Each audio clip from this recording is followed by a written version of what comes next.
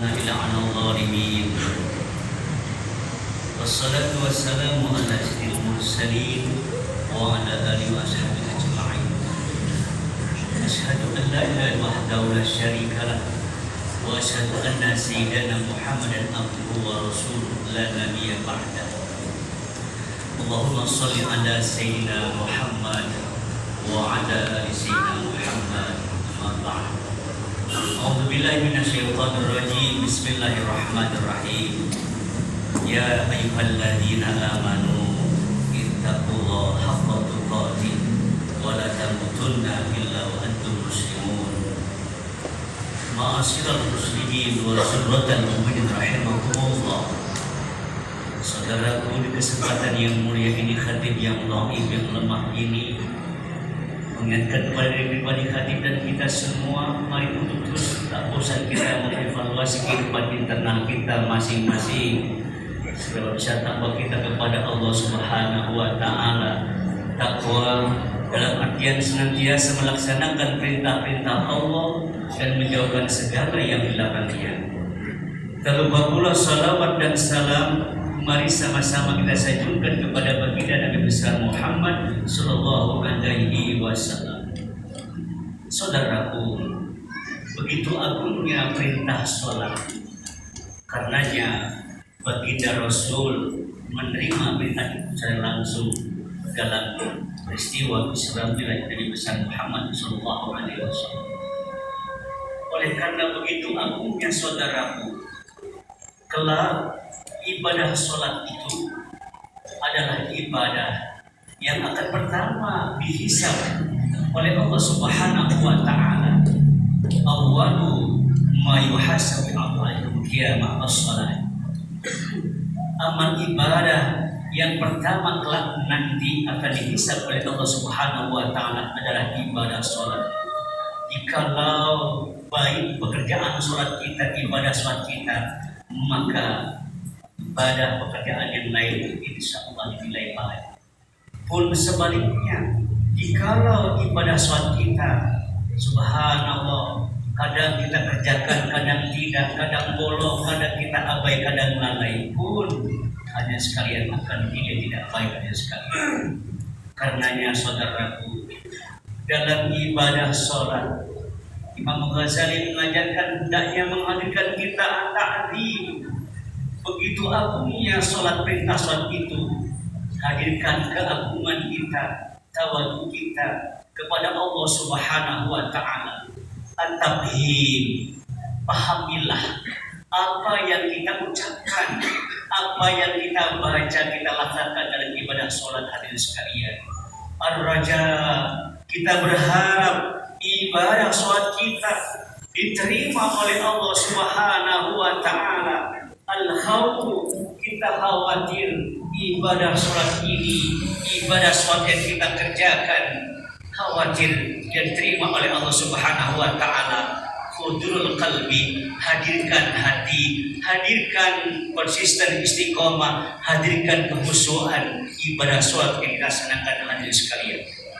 Hadirin, dalam sebuah kitab diriwayatkan asyaratun nafar layak kepada Allah Ta'ala sholatahum, kelak nanti kata Rasulullah ada 10 golongan, 10 kelompok yang sholatnya gak diterima oleh Allah Subhanahu wa Ta'ala. Saudaraku, siapakah mereka itu?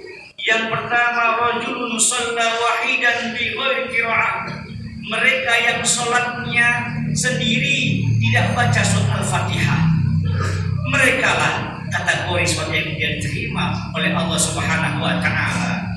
Yang kedua, rajulun la yu'addi zakat, orang yang tidak mau membayar zakat. Dia sholat, dia mampu, dia berharta, tapi ogah bayar zakat. Hadirin sekalian, ini adalah juga kriteria orang yang tidak diterima dalam sholatnya. Hadirin sekalian, rajulun ya'ummu qauman wa hum lahu karihun, seseorang hadirin sekalian yang mengimami lalu dia gak disukai oleh makmumnya karena akhlaknya tidak baik, jadi imam tapi akhlaknya tidak baik, jadi imam tapi zalim kepada masyarakat, jadi imam tapi tidak adil kepada masyarakat. Hadirin, ini contoh, ya ini gambaran sholat yang diterima oleh Allah Subhanahu wa taala.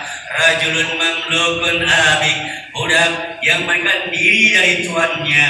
Rajulun syaribul khamr mudminun, dan berikutnya adalah dia sholat tapi begitu gemar, dia sholat tapi nggak mau meninggalkan perbuatan maksiat. Satu di antaranya terus menerus melakukan perbuatan destruktif, mabuk dan seterusnya. Saudaraku hadirin sekalian, inilah gambaran rajulun syaribul khamr, orang yang suka minum khamr, yang suka mabuk, tapi dia muslim, dia sholatnya tidak diterima oleh Allah Subhanahu wa taala.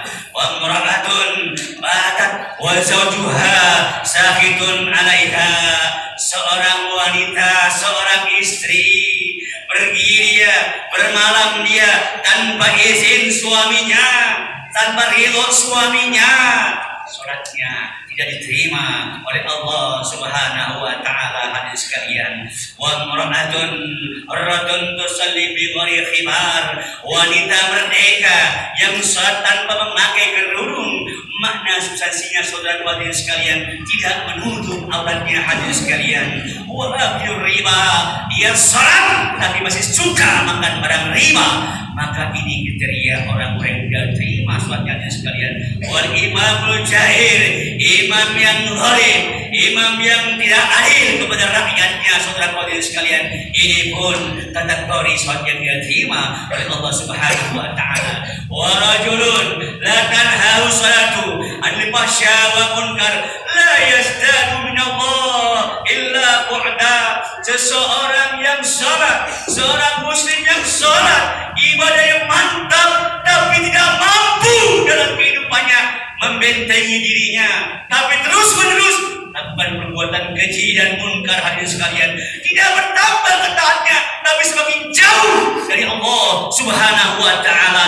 Salat tapi maksiat jalan terus, salat tapi berbuat durhaka kepada Allah jalan terus. Hadirin sekalian, terangkan dalam nasihat ibadah hadis sekalian. Lalu hadirin sekalian, dalam hadis lain, innama ataqabbalu salat, aku akan terima sholat hambaku. Dalam hadis itu diterangkan kata Allah Subhanahu wa taala, mimman tawadha'a bi ummati, akan diterima sholat seorang hamba jikalau dengan sholatnya berpengaruh. Semakin dia rajin ibadah, semakin tawadu karena kebesaran Allah Subhanahu wa taala, semakin takut berbuat kemaksiatan kepada Allah Subhanahu wa taala dan orang lainnya. Walam yastatil biha ala khalqi. Hadirin sekalian, tidak menganggap rendah, tidak menganggap remeh karena merasa pandai, merasa pintar, merasa kaya, merasa berilmu, merasa punya kelebihan dibanding orang lain. Dia lemahkan, dia rendahkan orang lain. Saudara hadirin sekalian, jikalau kita itu lakukan, tentu hadirin sekalian, kita tidak terima sholat kita. Hadirin sekalian, walam yahmid masnusran ala maksiati.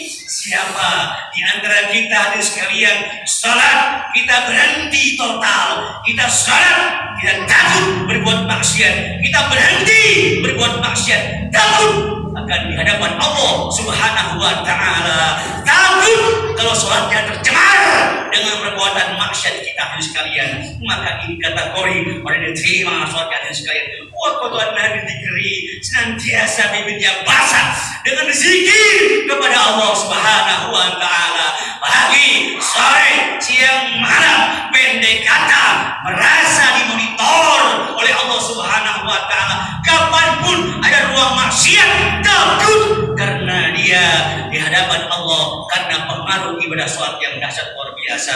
Rahimal masakin wa ibnas sabil wa armala wa rahimal musa.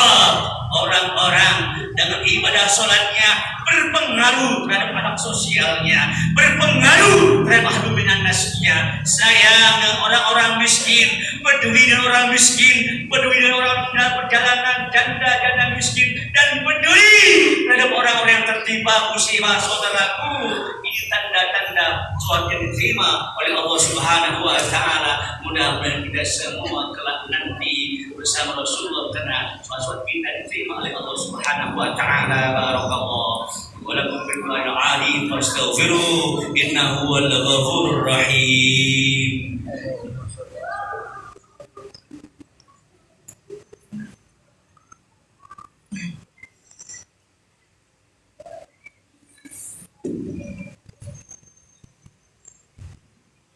Alhamdulillah الذي أمرنا بالاتحاد والانتصار بها بالليل المتين.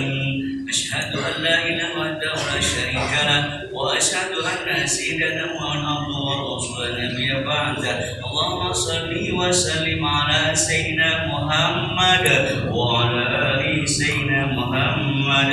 فيا عباد الله اتقوا الله ما استطعتم وسارعوا إلى مغفرة رب العالمين. إن الله وملائكته يصلون على النبي يا أيها الذين آمنوا صلوا عليه وسلموا تسليما. اللهم اغفر للمسلمين والمسلمات والمؤمنين والمؤمنات الأحياء والأموات إنك سميع قريب مجيب الدعوات ويقاضي الحاجات. ربنا افتح بيننا وبين قومنا بالحق وأنت خير الفاتحين. ربنا آتنا في الدنيا حسنة وفي الآخرة حسنة وقنا عذاب النار. عباد الله إن الله يأمر بالعدل والإحسان وينهى عن الفحشاء وينهى عن الفحشاء والمنكر والبغي يعظكم لعلكم تذكرون. ولذكر الله أكبر. أقيموا الصلاة.